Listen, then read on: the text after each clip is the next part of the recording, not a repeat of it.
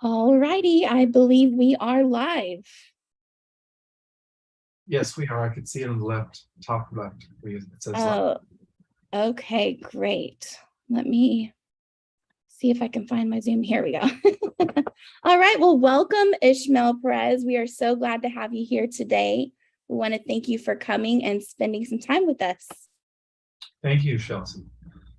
It is thank you. Thank you. So we have Ismael Perez here. He is a cosmic ambassador, galactic historian, author. We see him everywhere. We see a lot of people have purchased this book. He's got a lot of great reviews, and I'm just making my way through it slowly. It's pretty meaty. So we're so glad to have you. And I think what we're going to do is just go ahead and ask some questions that I have for my audience and a few questions from me, and then give you the floor to kind of give you a chance to just say whatever message is on your heart or whatever it is you want to share with the collective. Sounds good. All right. Sounds awesome. Okay. Well, tell me, how is your day going, first of all, while I pull up these questions? My day's going fine. I get up early in the morning. I do a workout. After my workout, I come home, and for the most part, I either have an interview at 8 or 8:30 a.m. Pacific time. But today I had technical difficulties, so I had to reschedule that one. So yeah, my day's going great. This is my second interview for the day. Awesome. Okay, well, we are happy you are here. Okay, well, I'll just get a couple questions out of the way here. Can you briefly discuss how you open the heart chakra? Through a lot of meditation and being a hermit. I isolated myself from people when I was supposed to be in my 20s. When I was in my 20s, when I was supposed to be having the life, that's when people are going to bars or going to clubs, or in their 20s or meeting people. It's like a phase where we all go through as a social butterfly. Well, instead of doing that, I just went within, and I secluded myself from society all throughout my 20s, all throughout my 30s. I just kept to myself, and through just meditation and inner pondering, I was able to open up my heart chakra. Awesome. And I heard you discuss this about opening the Kundalini, and that is how you activate your light body. Would you mind expanding on that a little bit? Sure. So I've been practicing an ancient technique called Kriya Kundalini Yoga, which is a combination of visualization, intonation, and breathing to stimulate the different energy centers, the chakras, and aligning the chakras with the higher self, connecting it with the inner core of the earth, and becoming really a conduit of energy coming from the above and below, as we are in the middle ground. And that's how I was able to process a lot of this information, which allowed me to actually tap into my higher self. And then once you do that, you're able to access any information you want, because your higher self is connected to infinite intelligence. It is the aspect of source that is also you at the highest level of reality, since we are all, in a way, source in embodiment as a result of that. Great. So, and you were also talking about with the Kundalini, how you're able to move the energy up your spine. And then as it goes up your spine, you're able to have these kind of awakenings. And then kind of, I think you said when you get all the way to the top is when you're able to transition to your light body. Did I hear that correctly? No, I align with my higher self. Yeah, if I were to transition into my light body, I would cease to exist in the third dimension. Okay. And I would pop into the fifth dimension. So when I'm aligning with my higher self, all my abilities, my channels are open. I'm constantly communicating with the Galactics, with the Ascended Masters, with the angels. My abilities, my intuition is totally enhanced. I'm able to read people very well. I'm able to sense things before they happen. But that's only if I'm in that state of mind, So that's how I'm able to download and get information. Okay. And when you get into that state of mind, maybe I missed it.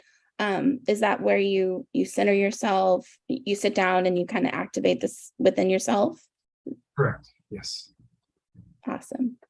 Okay, and that was the time you also said that you kind of every evening you kind of sit in your chair in the dark and you let your day subside and just give yourself some quiet space. Is it similar to that or is that different?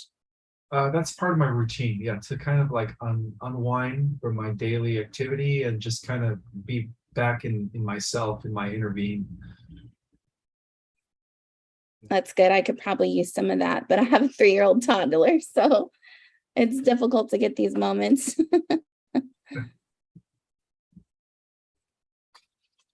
All right.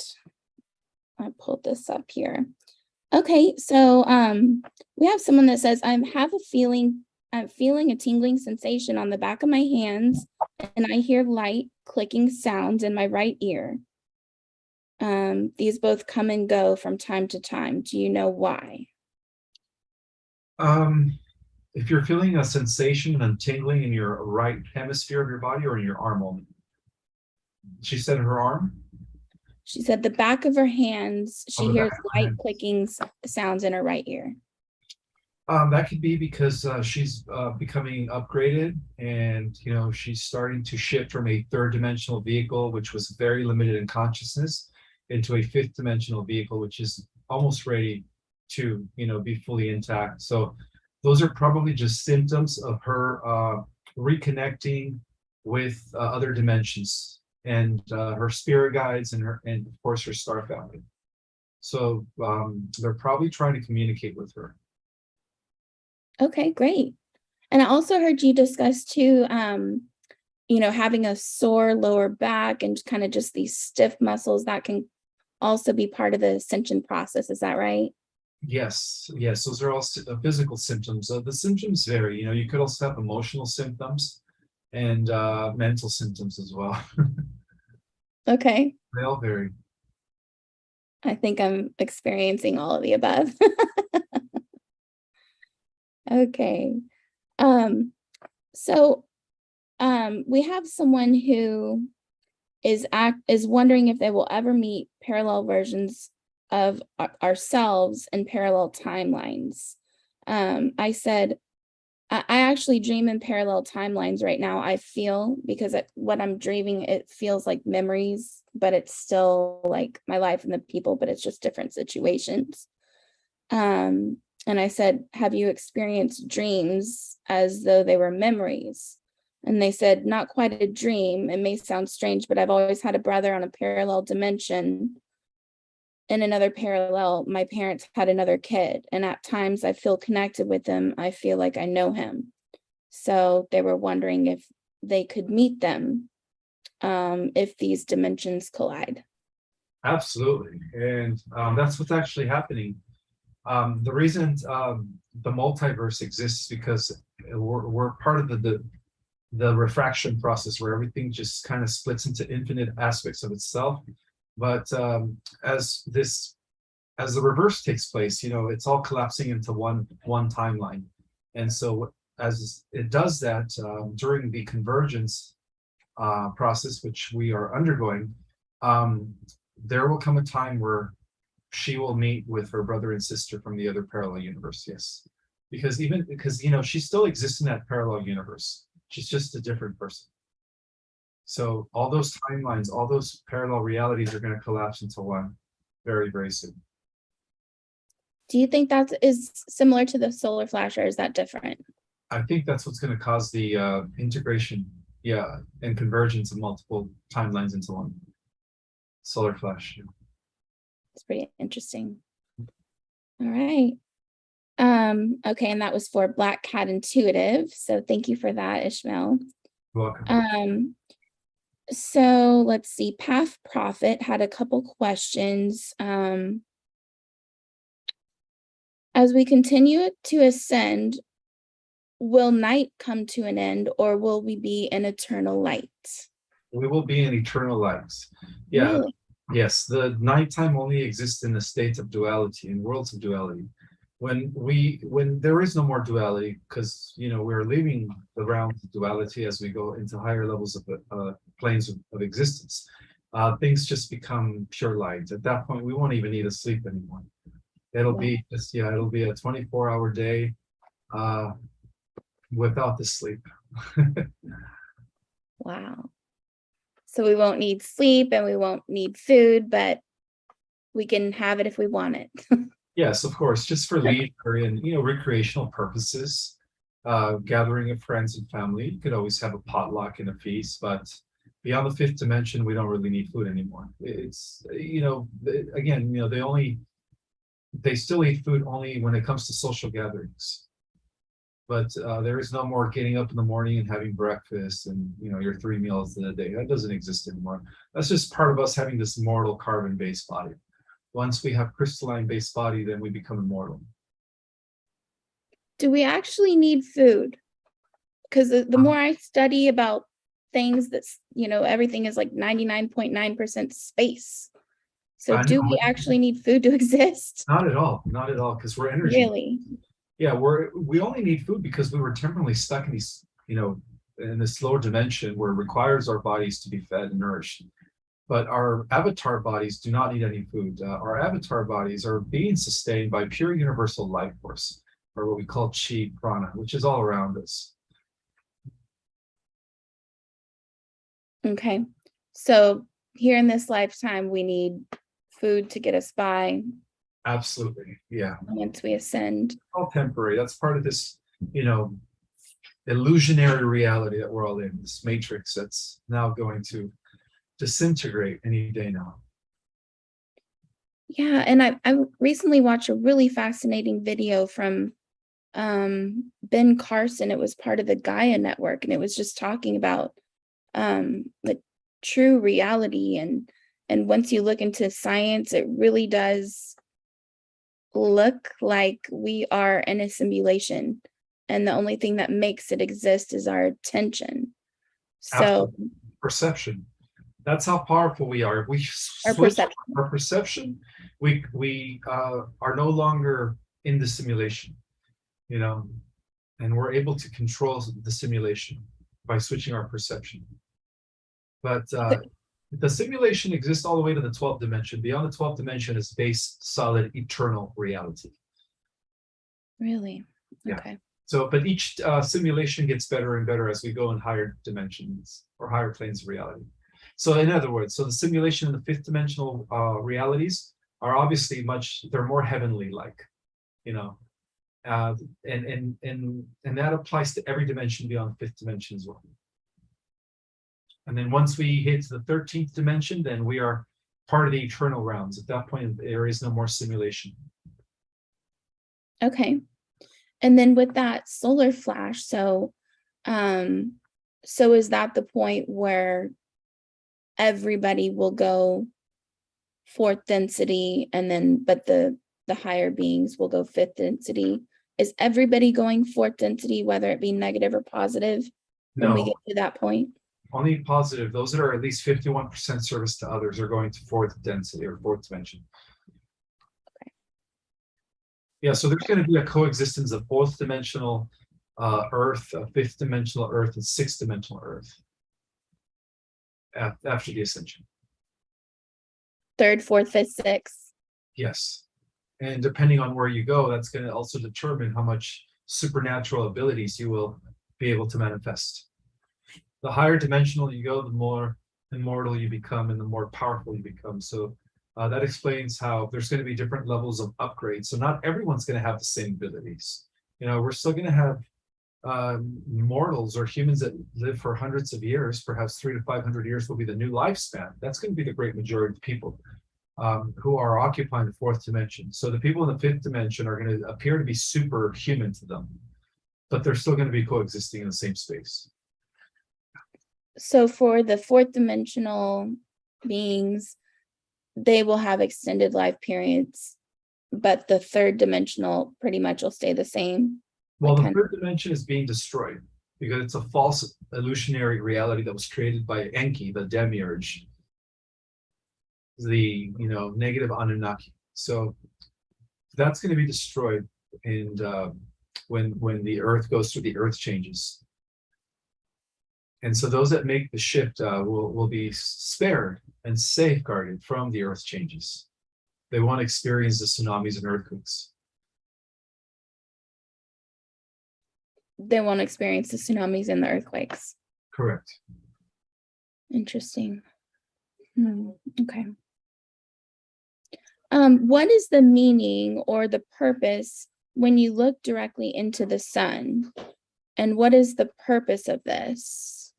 It is connecting with our Son, which is our Father.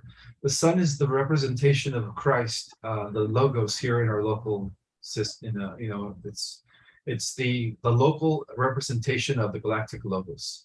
So when we look into the sun, we're actually communicating with God. The stars are embodiments of the logos of the galaxy, which is God, the mind of God. So each sun is a small refraction of that.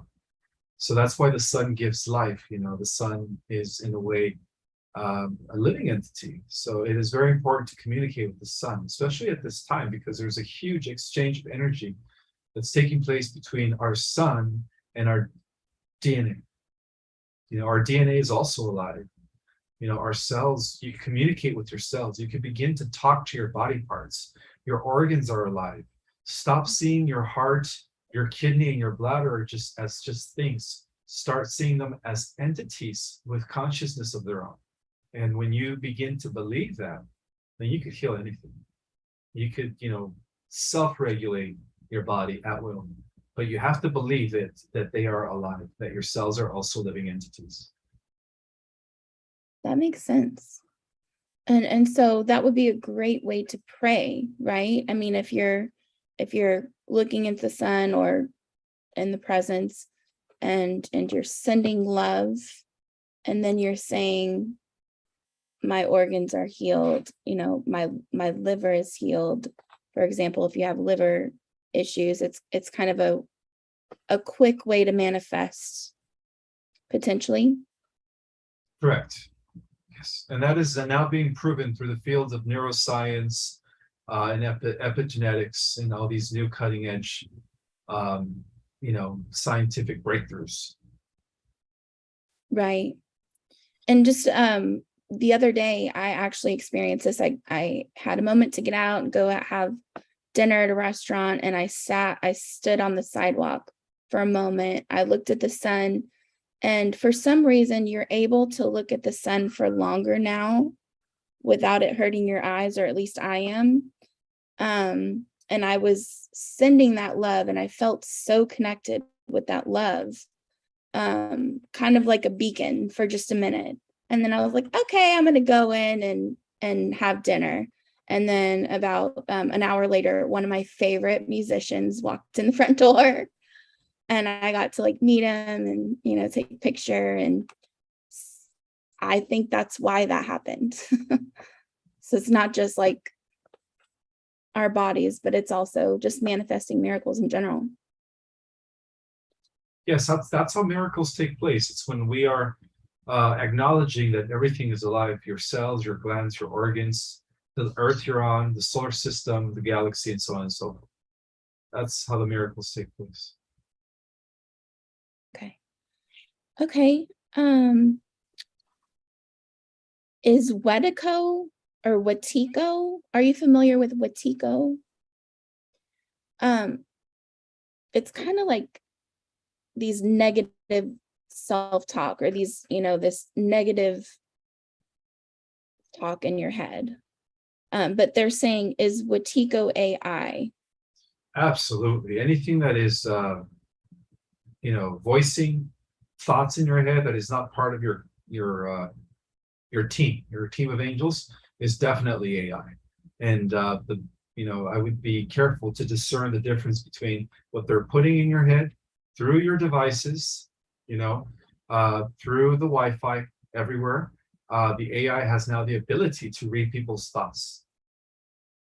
Wow. And so we have to really be able to discern the difference between the voice that the AI is putting in your head, and then the voices that are coming from your higher versions of yourselves or your angelic team.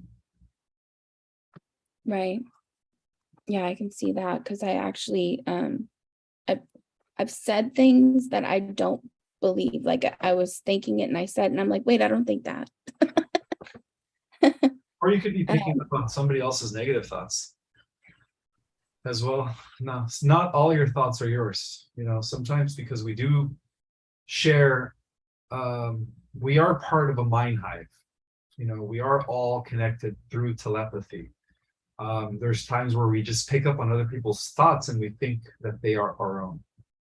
So, we have to have discernment when it comes to that. That's why I always tell people it's best to monitor your thoughts, because if you don't, you're going to be getting sidetracked off your own mission and your own purpose and your own manifestation powers, because that all comes from your thoughts. awesome. Okay. Um, so this is from John Thomas. Is the afterlife realm still under the Matrix control? And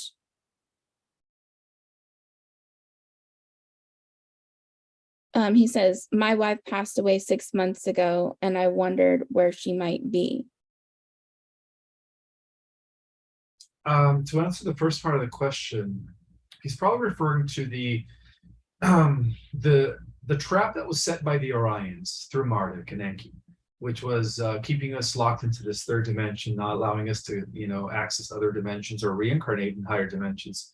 That has been eliminated already. So the heaven trap is no longer there. I believe that his wife is already in the fifth dimensional Earth waiting for him. So tell John he will see her very soon when the ascension takes place. That's wonderful to hear. Yeah, he asked, is the afterlife realm still under Matrix control? So that's what you're referring to, the kind of the reincarnation trap is no longer. It's no longer in place.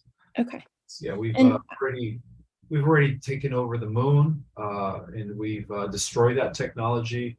We destroyed the black box, and then of course we also destroyed the equivalent here on the earth, known as the cube of Mecca, which was totally corrupt. It was part of the Orion. So when Muslims were out, praying to that cube in Mecca, they were actually praying to the Luciferian Brotherhood, the Luciferian Orions. The black box, so that's like the cube of Saturn. Cube of Saturn, yeah, it's all connected to the Order of the Black Sun, which is the Brotherhood that has been running the show until recently. Their time is up. Good. Yeah, it looks like that's what they did with the Twin Towers too. And they just put the two big black voids, or the two big cube voids where the towers were. So I don't know if you have noticed this, but I have noticed, and my dog passed 2 months ago. It was really strange. It was really sudden and unexpected. And there was this attack, and he got better, and he had stitches, and 10 days along, he was healing just fine. Mm-hmm. And so he almost died, and he made it, and he pulled through. And then one day I wasn't home, but my husband was home, and there was a big rattlesnake, and he could hear a rattle under the deck. And my dog just dove in under him because he's a protector. Mm-hmm. And he got bit by the rattlesnake and had some kind of a allergic reaction, and he was frozen. Like, he was frozen still under the deck, and my husband had to literally pull up the deck to get him out.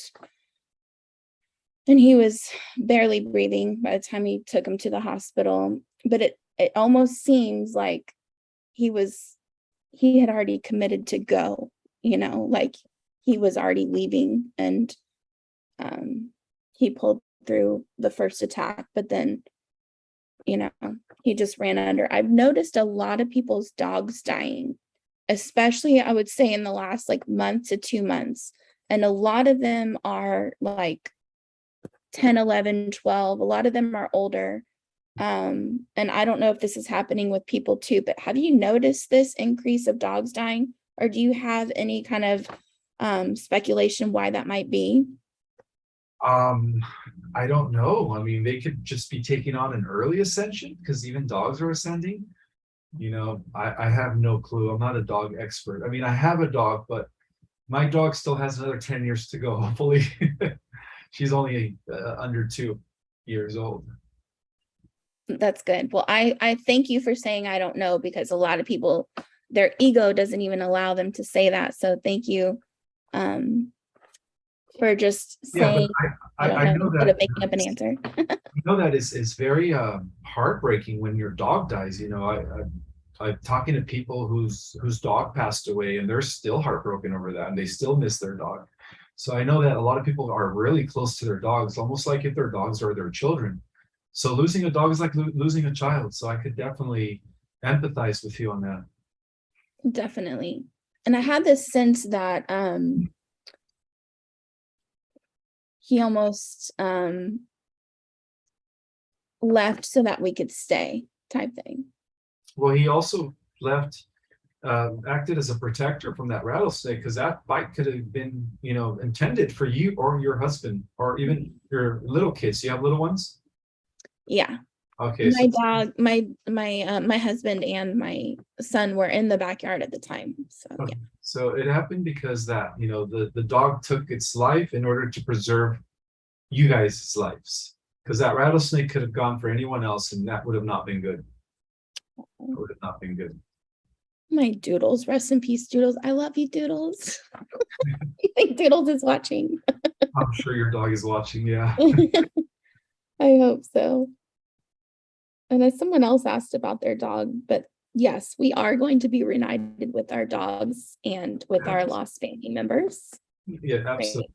Yeah. Have you met anyone? Have you met any reptilian or Draco beings? And if so, like what happened or what did they do? When I was active in the programs, I do remember several encounters with a few of the Draco generals. One of them in particular, by the name of Xandor. Xandor was about 15 foot tall. He was considered a Draco royal. And, I just remember that he intervened in one of the meetings that was taking place within by the Super Federation. And I just remember that, he was there letting us, or trying to intimidate us. And so some of us decided to just take him out, and, we were genetically enhanced, and luckily we were able to destroy him. And so that, turned out into like a skirmish, because he also had other Dracos that came into the fight. So that broke out into a huge war on one of the many satellites that we have around Jupiter. But we don't really know how that Draco got into that meeting. That was supposed to be a very private meeting between many galactic representatives from different galaxies. And I think Xandor could have come from another galaxy, and he traveled through a portal. But other than Xandor and his affiliates, no, I don't remember about interacting with any other Dracos. Okay, great. Thank you for answering that. Where is Enlil? Enlil sues Jehovah. He has reincarnated on the earth through his bloodline, through his lineage. So now he has received a new body. So the difference between him and Enki is that Enlil has received a new, avatar that is more advanced and more complex and composed of more advanced celestial genetics, combining, the genes of many, many creator sons, or Michaels, as you can say, billions of them in one spot. Whereas Enki decided to go cybernetic. So he decided to follow the path of transhumanism. He joined sides with the AI god Saurion Omega, Metatron, and he has returned, and he's using his puppet Elena Denon to infiltrate the disclosure programs, or the disclosure community. But Enlil is well and alive, and he is, he's actually the leader of the Lyrians. He's actually the leader of the Galactics, and he's at the top of the Whiteheads and the Light. And so, but he's in human form already. He's living among us. Yeah. That's all I can say about him. I can't really reveal who Enlil is, but he has returned. Okay, so you're saying that Enlil is good and Enki's bad. Absolutely. Okay, because this is like the not the fight, but the hot topic right now, Enlil and Enki, and people weighing in to say, they're both bad or they're both good, and you're saying Enlil's bad or Enki's bad, Enlil's good. Correct. And the only reason I know is because, I've been talking to Enlil. He's part of my ancestry, say. He's one of my guides, and he is been actually working from behind the scenes as the leader of the White Hats, or the White Brotherhood here on the earth. He's at the head of the Melchizedek, the order of the Melchizedeks. He was the one through his lineage, doing the work through King David and Solomon. He was the one that was guiding the early Israelites from being enslaved from the Egyptians. He was the one that parted the Red Seas when Moses allowed the Israelites to travel. He was the one that protected the Holy Bloodline, the Holy Grail, during the medieval times in the form of the Knights Templars and the priority of Zion. And today he has returned because now he's going to be leading the entire forces of light into this last battle against Ai, and of course his twin brother, or not twin, I'm sorry, his half brother Enki, because Enki has a different mother, obviously, than Enki. That's why they're half brothers. Okay. And I'm starting to dive more into, because I was raised a Christian, kind of closer. I was raised with my mom, but then my father had more, he was a Southern Baptist. So whenever I go visit him, I would be going to the Southern Baptist church and everything. And so there's this big red flags and probably religious programming that I have towards things like mysticism or the occult. How would you describe New Age? Because there's so many people that are saying New Age is evil, New Age is demonic, and anything regarding New Age energy frequency that is evil. How would you describe New Age? And do you think that the New Age movement is being used to kind of perpetuate some of this evil? Absolutely not. It's actually the other way around. Organized religion is evil. Organized religion was created by Enki and Marduk and the Orion groups. That's all coming to an end. The New Age is an indicator that the forces of light are actually bringing us back to the Golden Age. So the reason they call it the New Age is because we're shifting from the age of Pisces into the age of Aquarius. And according to the original prophecies, in the age of Aquarius, all darkness would be eliminated, all imbalances, all corruption, all centralized forms of government, and the people of the earth would actually be free and liberated to live their full potential and live their own heaven on earth. So, there's a stigma. There's a stigma against the New Age movement because of the fact that the old paradigm has been under the control of the cabal, and the New Age movement is forcing us to enter a new paradigm. It's, compelling us to enter a better world where there is no more imbalances, darkness, or corruptions, where things are out in the open and secret societies no longer exist. So that's just my take. Mysticism is good. Energy healing is good. Divination is good. That's what existed prior to the dawn of Enki and Marduk, prior to the dawn of organized religion. Everything was very spiritually evolved during the times of Lemuria and Atlantis. So we're actually entering that era once again through the New Age movement. So this whole idea that the New Age movement is Luciferian is a psyops. The psyops that was created by the deep state in order to keep us, to stigmatize it and keep us away from the new healing energies, from going within, from accessing higher levels of consciousness and actually experiencing the divine ourselves, where we don't no longer need mediators. We no longer need pastors or priests or bishops. We all have that ability to connect directly to God, and that's what the New Age is. It's giving us that opportunity to have no more mediators and to come to the realization that God is within every single one of us and all around us. Okay, that is a great answer and super exciting. It's all what we do with it, right? I mean, if cards or whatever divination tools are used for evil, then it's evil, right? I Yeah, mean, of course, just like science and technology, you can either use it for good or evil.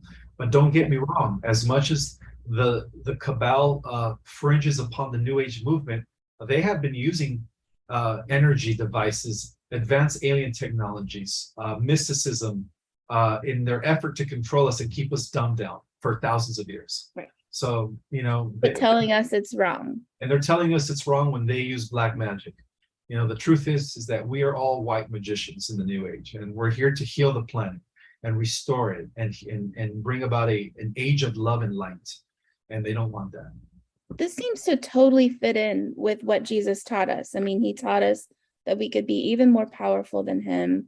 And so I don't understand what all the condemnation is about, because I see people, condemning it and condemning others.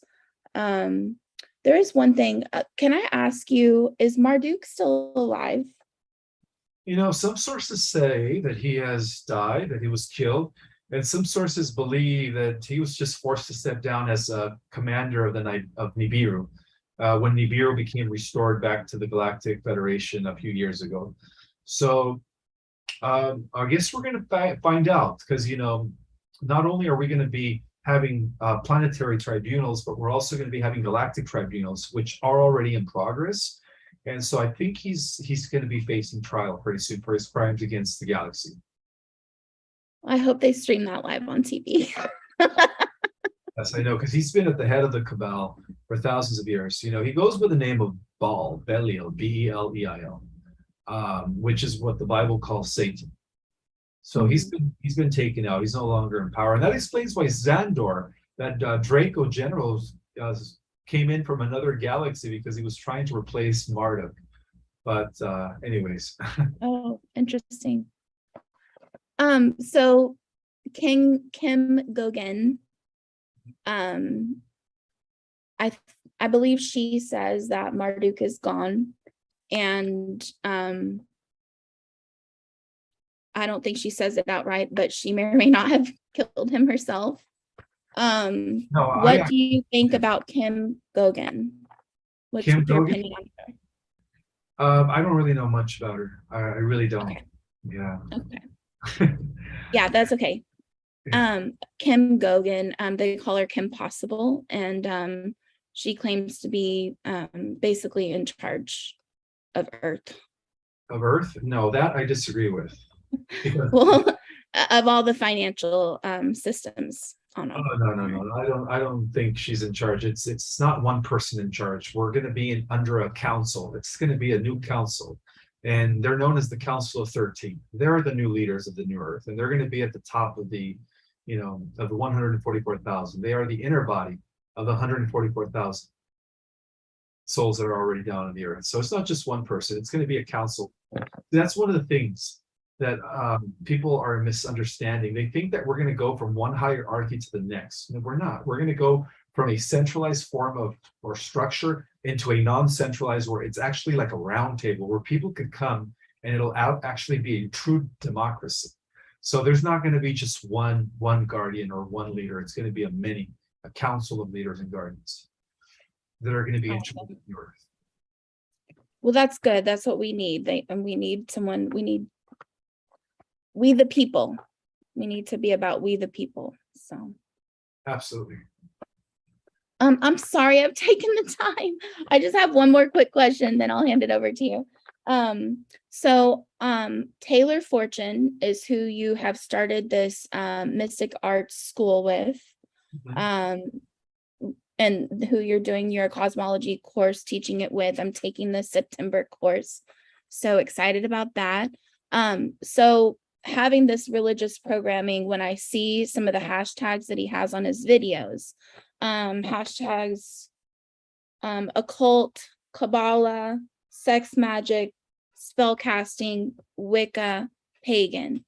Those are kind of big red flags for me. What are your thoughts on that? Like spell casting, Kabbalah, Wicca, pagan, occult, all of that.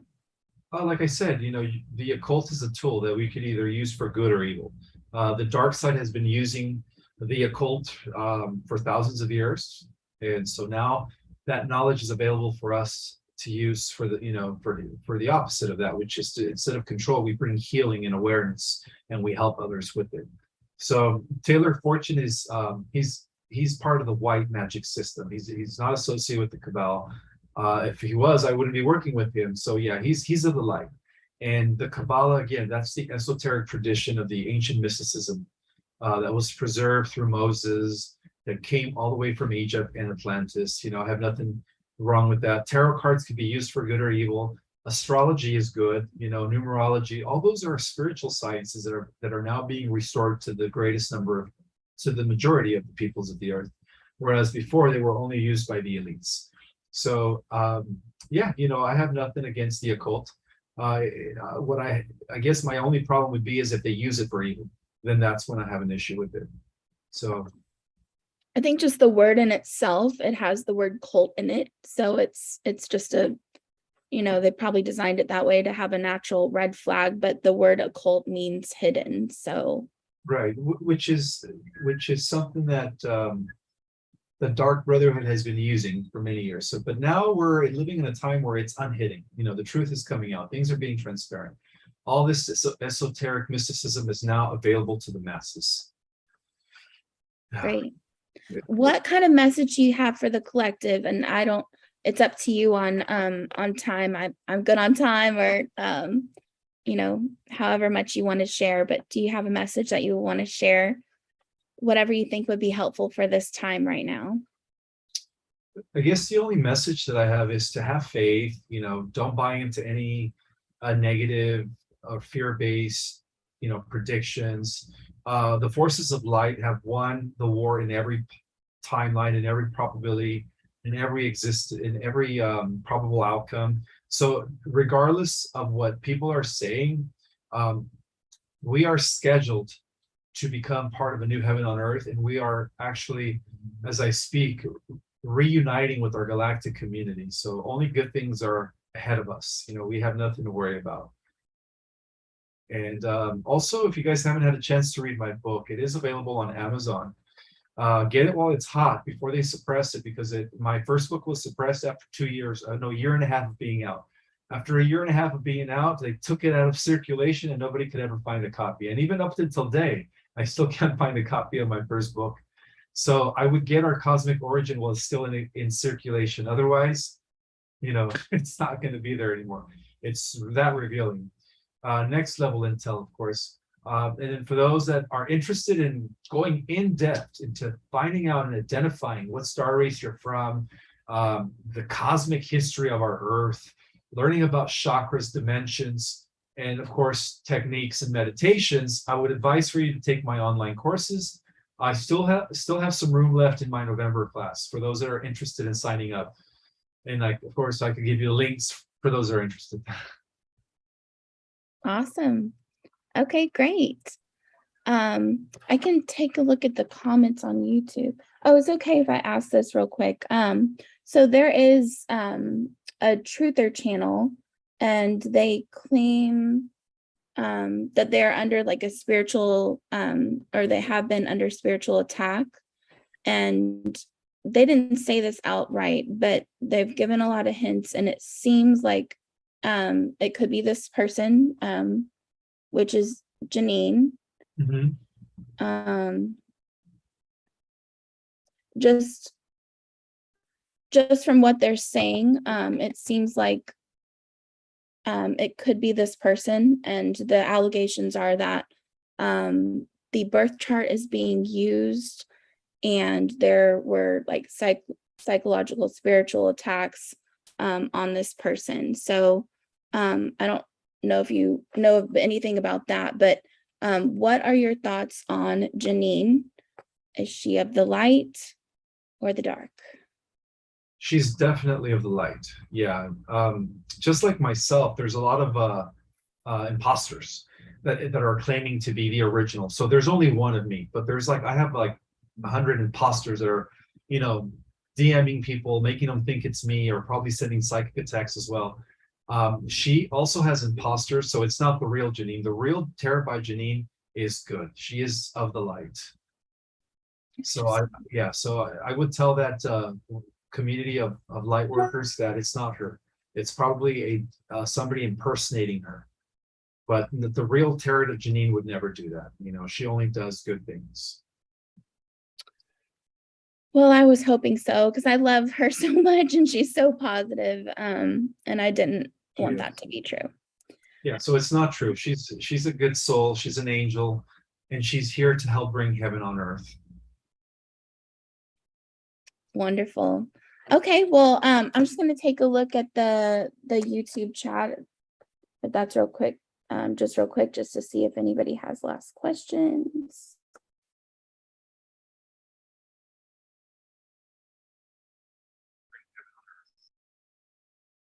All right. Well, everybody says thank you so much. Love and light. Thank you for having Ishmael.